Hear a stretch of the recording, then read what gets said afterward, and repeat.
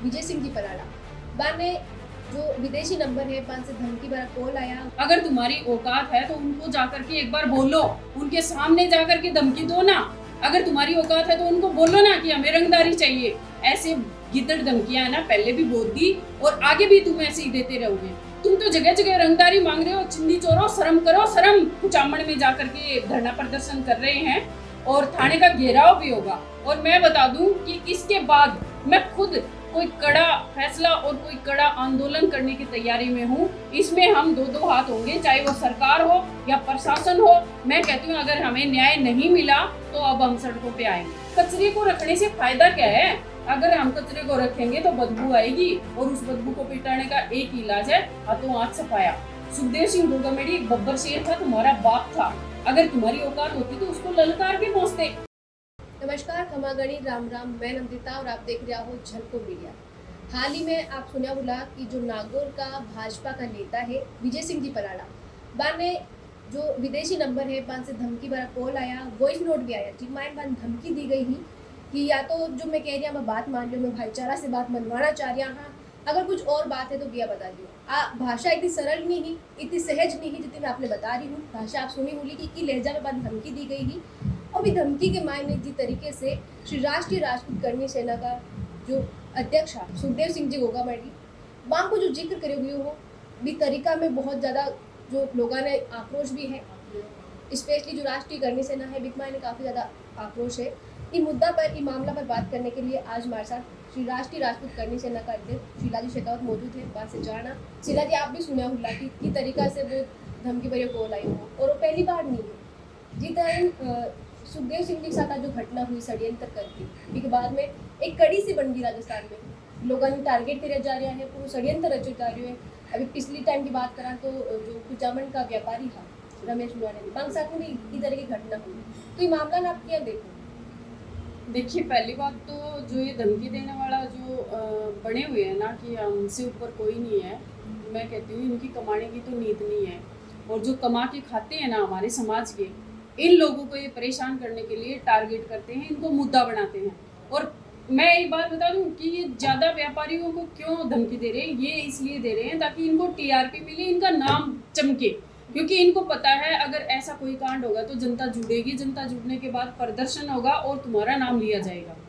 अब रही बात इनकी रोज की फिरौती मांगने की और गलत सलत बोलने की, तो मैं कहती हूँ अगर इनकी औकात है ना, चाहे कोई भी हो, कोई भी प्रतिष्ठित व्यक्ति है, चाहे हमारे समाज का हो या कोई अदर समाज का हो, मैं कहती हूँ अगर तुम्हारी हिम्मत है, अगर तुम्हारी औकात है तो उनको जाकर के एक बार बोलो, उनके सामने जाकर के धमकी दो ना। अगर तुम्हारी औकात है तो उनको बोलो ना कि हमें रंगदारी चाहिए। अगर तुम्हें हाथों हाथ जवाब ना मिले तो हम फिर किसी लायक ही नहीं है। तुम्हें समझ उसी दिन आएगा जिस दिन तुम आमने सामने किसी के बैठोगे और बात करोगे। ऐसे गिद्दड़ धमकियां ना पहले भी बहुत दी और आगे भी तुम ऐसे ही देते रहोगे। और कल की जो तुम्हारी जो लैंग्वेज थी ना, मेरा अगर ऑडियो वीडियो तुम तक पहुंचता है ना, तो मैं तुम्हें कहती हूँ कि जो तुम्हारी जो ये लैंग्वेज थी ना, मैं कहती हूँ कुत्तों, अगर तुम्हारी औकात थी ना, सुखदेव सिंह गोगामेडी को एक बार पलट के बोलते तो सही कि हमारे हैं। तुम्हारी औकात तो घर से बाहर निकलने की भी नहीं है। अरे विदेशों में जाकर के मुंह छिपा करके बैठ गए, तुम्हारा यही है क्या? तुम अपने आप में एक वो बदमाश बने बैठे हो। मैं कहती हूँ तुमसे तो बदमाश छोटो, चिंदी चोर बने हुए हो। तुम तो जगह जगह रंगदारी मांग रहे हो, चिंदी चोरो, शर्म करो शर्म, कमा के खा लो। जिस दिन कमाने पे आओगे ना उस दिन तुम्हें लोग पूछेंगे। ऐसे धिक्कार है तुम्हारी कमाई पे, जो लोगों के खून पसीने की कमाई जो तुम अपने घरों में भरते हो ना, और धिक्कार है ऐसे लोगों के माँ बाप पे जो इन लोगों की कमाई खाते हैं और इन लोगों को पाल पोस के इतने बड़े उधर तक भेज रखा है। मैं कहती हूँ एक बार आओ भारत, आओ ना। अगर तुम्हारी औकात है तो आओ, आमने सामने बैठो, एक बार बताएं हमें। अगर तुम्हारे अंदर दम है तो तुम हमें मार देना, और हमारे अंदर दम है तो हम तुम्हें छोड़ेंगे नहीं। ये तो कन्फर्म है, जिस दिन आमना सामना होगा ना तो तुम जाओगे नहीं वापस। यह बताया है कि किस तरीके से धमकियां दी जा रही है। इमान प्रशासन को आपका रोल मानो कि अगर प्रशासन, क्योंकि हर बार जो धमकी दी गई या इनकी कोई हत्याकांड या इनकी वारदात हुई तो आरोपी कबूल भी कर ले कि अब मैं कर दिया है, या तो हो सके मैं टीआरपी के लिए जा बताया, या फिर सच में अगर मैं कर दिया है। कुछ लोग गिरफ्तार भी हुए हैं, लेकिन मान लो इस तरह की सजा नहीं दी जा रही है कि आगलो जो है इस तरह की धमकी देने से पहले 1000 बार सोचे। तो भाई जो आरोपी गिरफ्तार हुआ है, आपने कहा आगे बात क्या आपको व्यवहार करना चाहिए ताकि आगे जो इस तरीके की धमकियां दे रहे हैं बन सबक मिल सके? देखो, पहली बात तो मैं ये कहती हूँ कि अगर प्रशासन प्रशासन की छोड़ो, 2023 में जब सुखदेव सिंह गोगामेडी हत्याकांड हुआ था ना, तो ये केस एनआई के पास गया था। एनआई का हमें पता है कि वो अदर स्टेट में जाकर के अपराधियों को, हत्यारों को ला सकती है, लेकिन अभी तक सुखदेव सिंह गोगामेडी के मामले में अभी तक अपराधी बाहर देश में बैठे हैं। तो हम क्या एक्सपेक्टेशन करें कि ये हमें हमारी सरकार या हमारा प्रशासन हमें न्याय देगा? मुझे प्रशासन या अब सरकार से कोई न्याय की कुछ भी गुहार लगाने की या इनसे कोई अपेक्षा नहीं है कि हमें कोई न्याय देंगे या फिर किसी और को न्याय देंगे। आप देखिए, गत दिनों में रमेश रुलानिया की जो हत्या हुई थी, क्या अभी तक कोई रिजल्ट मिला है कि भला अपराधी बाहर देश बैठे हैं, अपराधियों ने ऐसे बोल दिया, अपराधियों ने ऐसे कर दिया? अपराधियों की तो रोज हमारे सामने न्यूज आती है, लेकिन ये तो बताओ कि हमारे प्रशासन ने क्या किया? क्या हमारे प्रशासन ने उनको पकड़ने की कभी भी कोशिश की? अगर ऐसे केस, मैं तो कहती हूँ सीधा सीधा दिनेश एमएन जी को दो, ताकि कुछ रिजल्ट हमें मिले। अब हमारी जो एनआई को आज तक हमारी 2 साल हो गए, 2.25 साल हो गए, हमें कोई रिजल्ट ही नहीं मिला। क्या फायदा ऐसी एनआई का? क्या फायदा फिर हम ये करें कि विदेश से बैठे अपराधियों को लाया जा सकेगा? उस टाइम पे हमारे सामने आश्वासन रखा गया था कि एनआई को अगर हमारा केस देंगे तो हमारा केस न्याय हमें मिलेगा, लेकिन आज तक हमें न्याय मिला ही नहीं है। न्याय होता क्या है उनको ये नहीं पता। मैं कहती हूँ जब एनआई के पास जाते हैं तो कहते हैं कि नहीं, दिल्ली जाकर के पूछो, दिल्ली जाकर के बैठो। अरे तो हम एनआई को जानते हैं, दिल्ली या विदेश थोड़ी ना जाएंगे। आप हमें दो ना जवाब। जयपुर में अगर कार्यालय है तो जयपुर से ही हमें जवाब चाहिए। अब मैं आपको बता दूं कि अभी तो देखो हम इसमें कुचामण में जाकर के धरना प्रदर्शन कर रहे हैं और थाने का घेराव भी होगा। और मैं बता दूं कि इसके बाद मैं खुद कोई कड़ा फैसला और कोई कड़ा आंदोलन करने की तैयारी में हूँ। इसमें हम दो हाथ होंगे, चाहे वो सरकार हो या प्रशासन हो। मैं कहती हूँ अगर हमें न्याय नहीं मिला तो अब हम सड़कों पे आएंगे। ये बताया कि ग्रुप प्रदर्शन करने आ रहा है, क्योंकि अब की बार सीधो जो बार है यहाँ पर हुई है, सिर्फ धमकी नहीं दी गई है, कोई व्यापारी ने धमकी नहीं दी गई है, कोई नेता ने धमकी नहीं दी गई है।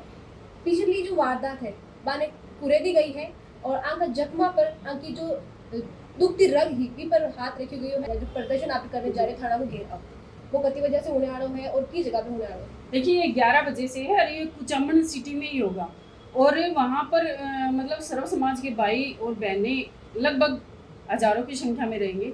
ये तो सिर्फ एक ट्रेलर होगा और उस टाइम पे हम एक ज्ञापन टाइप में देंगे और सरकार या प्रशासन को धमकी भी देंगे कि जल्द से जल्द इन हत्यारों को और ये धमकी देने वाले लोगों को पकड़ा जाए, क्योंकि ये लोग जब तक बाहर रहेंगे हमारे देश की कभी भी कोई व्यवस्था सही नहीं होगी। क्योंकि आपको पता है आए दिन ये लोग नए लोगों को ढूंढते हैं और उनको अपने टारगेट पे रखते हैं। आप ये बताइए कि यहाँ भारत में कौन सुरक्षित है?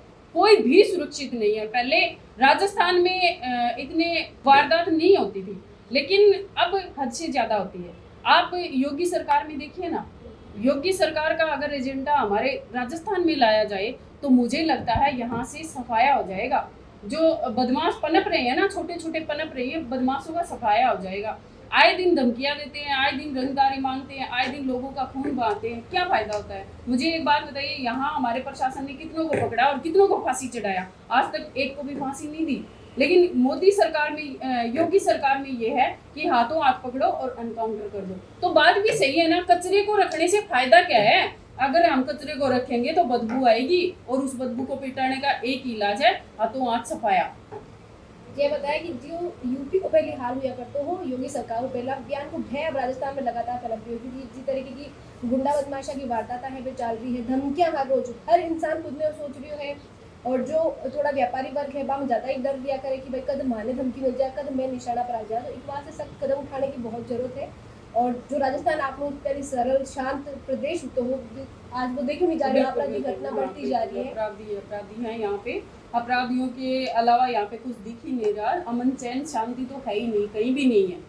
डर का भय का माहौल है। आए दिन महिलाओं के साथ बदतमीजी की जाती है, महिलाओं को गलत बोला जाता है, महापुरुषों के बारे में गलत बोला जाता है। कहाँ हमारा राजस्थान सुरक्षित है? आप बताइए। तो प्रशासन के साथ ज्ञापन वगैरह देवो, फिर बाद में कितनी समय तक इंतजार करो कि प्रशासन की तरफ से कोई कार्रवाई हो जाए? देखो, वहाँ पर जितने लोग होंगे, प्रतिष्ठित व्यक्ति हैं, उनका जो फैसला होगा वही हमारा फैसला होगा। लेकिन मैं एक बात बता दूं आपके माध्यम से, जो मैंने पहले नहीं बताई, कि सुखदेव सिंह गोगामेडी को बोलने के लिए इन लोगों ने जो बोला है ना, वो हमारे जो घाव थे ना उसको कुरीदा है। तो मैं आपको बता दूं कि अब इन लोगों के पीछे पहले तो हम लोग इतने नहीं थे, हम न्याय के भरोसे या सरकार के भरोसे बैठे थे कि हो सकता है हमें न्याय मिले, लेकिन अब मैं कहती हूँ इन कुत्तों को हम छोड़ेंगे नहीं। अब इन कुत्तों के पीछे सर्व समाज पड़ेगा। सुखदेव सिंह गोगामेडी को ये कह रहे हैं ना कि हमने सुखदेव सिंह गोगामेडी को मार दिया, तो मैं कहती हूँ अरे कुत्तों तुम्हारी औकात नहीं थी उसकी तरफ देखने की, मारना तो बहुत दूर की बात था। सुखदेव सिंह गोगामेडी एक बब्बर शेर था, तुम्हारा बाप था, अगर तुम्हारी औकात होती तो उसको ललकार के पहुंचते। मैं तो कहती हूँ तुम्हारी औकात तो उसके सामने जाने की छोड़ो, उसकी जब उसका नाम आ जाता था तुम्हारी पैंट गिल्ली हो जाती थी। वो आदमी था वो सुखदेव सिंह गोगामेडी। नाम लेते हो क्या, ये हमने ये कर दिया, अरे बुज़दिलो, मैं कह रही हूँ तुम तो आदमी के नाम पे धब्बा हो, काला धब्बा। तुम जैसे लोग तो मैं कह रही हूँ नाम लेने लायक भी नहीं है। और जिस दिन आमना सामना करो ना तो ढंग से किसी आदमी के आमने सामने आओ। ऐसे ये 20-30 हजार के जो फराटेदार बीच में भेजते हो ना, ऐसे मत भेजो, खुद आओ और लड़ने की औकात रखो। साड़ो विदेश में जाकर के धमकी देते हो, विदेश में बैठ करके क्या धमका रहे हो तुम? तुम्हारी औकात है तो सामने आओ ना, किसी तुम्हारे बाप से टकराओ, तुम्हें पता चल जाएगा तुम्हारी औकात। ऐसे दूर बैठ करके और लोगों को बीच में 20-30 हजार के भाड़े के टट्टुओं को भेज करके वारदातें करवाते हो, शर्म करो थोड़ी बहुत। जो धमकी दी है वीरेंद्र चारण की गोदारा गैंग को, ये आदमी के जरिए दी गई, बताइए शीला जी। कई बार ये होया करे कि कुछ छोटा मोटा जो गैंगस्टर हुआ करे वे भी बड़ी गैंग को नाम, चाहे लोरेंस गैंग को नाम ले ले, गोदारा गैंग को नाम ले ले और धमकी देते हुए बाद में खुलासे हुए।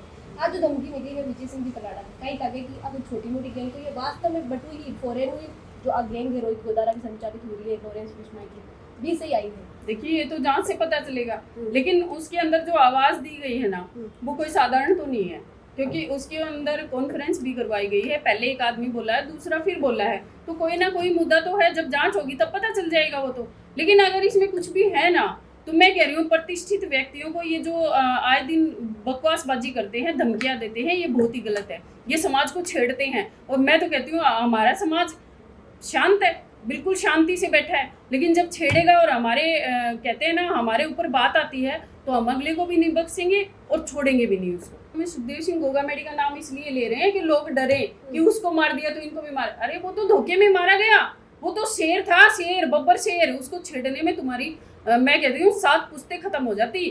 तुम छेड़ना तो छोड़ो, उसको मारना छोड़ो, उसकी तरफ देख भी नहीं सकते थे। लेकिन वो तो भगवान को क्या मंजूर था क्या नहीं था, उस दिन क्या था मुझे नहीं पता, लेकिन मैं कह देती हूँ उसका नाम लेकर के टीआरपी मत पाओ। टीआरपी पाने के लिए अच्छे काम करो, अच्छे कर्म करो। अच्छे कर्म करोगे तो ऑटोमेटिक टीआरपी मिल जाएगी तुम्हें।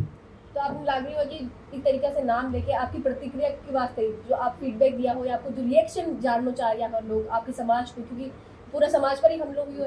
बिल्कुल बिल्कुल, ये पूरे समाज का है। और मैं कह रही हूँ सुखदेव सिंह गोगामेडी को पूरा समाज महाराणा प्रताप के रूप में जाना जाता है। कि इनको महाराणा प्रताप के रूप में इसलिए क्योंकि इन्होंने समाज के लिए बहुत कार्य किए हैं। अब अगर लोगों की एक बात बताइए, जो अपने समाज के महापुरुष हैं उनके बारे में कोई भी गलत बोलेगा, कोई भी ऐरा गहरा, मैं कहती हूँ कोई भी ऐरा गहरा समाज के महापुरुषों के बारे में गलत बोलेगा तो समाज बख्शेगा नहीं, पहले भी नहीं छोड़ा और आगे भी नहीं छोड़ेगा। शीला जी पूरा मुद्दा पर बातचीत करिए, बताया कि तरीका से जो अनगढ़ बातें करी गई ही सुखदेव सिंह जी गोगामेडी के वास्ते बिगी वजह में काफ़ी आक्रोश है और कह रहा है कि अगर सीधे वहाँ पर वार हुई तो जवाब के लिए भी तैयार रहिए ये पूरा मामला पर।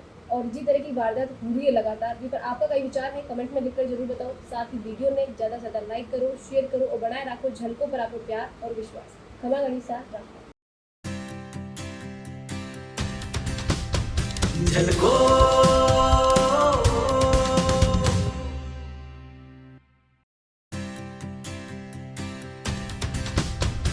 झलको